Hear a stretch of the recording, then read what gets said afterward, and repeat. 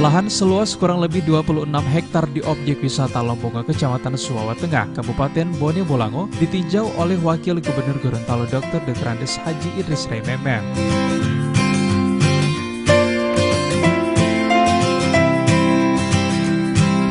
Wakil Gubernur menegaskan lahan di objek wisata Lombonga yang ditinjau tersebut merupakan aset pemerintah Provinsi Gorontalo yang harus dipastikan batas-batas lahannya, karena saat ini sudah terdapat bangunan milik pemerintah Kabupaten Bone Bolango.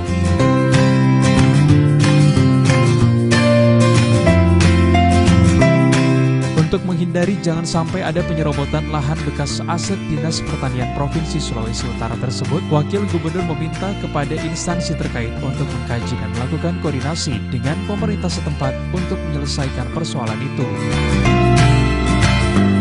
Dalam rangka untuk melihat sejauh mana aset pemerintah Provinsi Gorontalo berupa tanah, kurang lebih ada 26 hektar lebih. Karena ini merupakan aset dan di dalamnya sudah ada bangunan-bangunan dari pemerintah Kabupaten Bone Bolango. Sehingga itu kita harapkan kita harus pastikan di mana lokasi 26 hektar ini. Kemudian kita lihat pula bangunan-bangunan dari pemerintah Kabupaten Bone Bolango apakah termasuk di aset pemerintah provinsi atau tidak.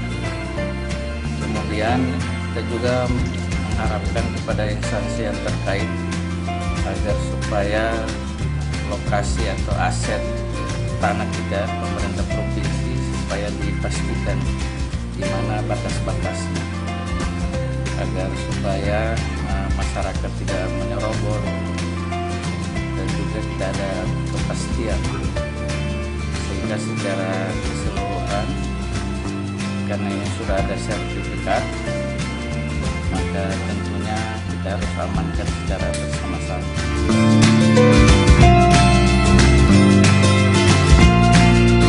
Dalam peninjauan ini, Wakil Gubernur didampingi Kepala Dinas Pekerjaan Umum dan Penataan Ruang, Pelaksanaan Harian Kepala Dinas Pertanian, dan Kepala UPTD Balai Benih Tanaman Pangan Hortikultura Provinsi Gorontalo.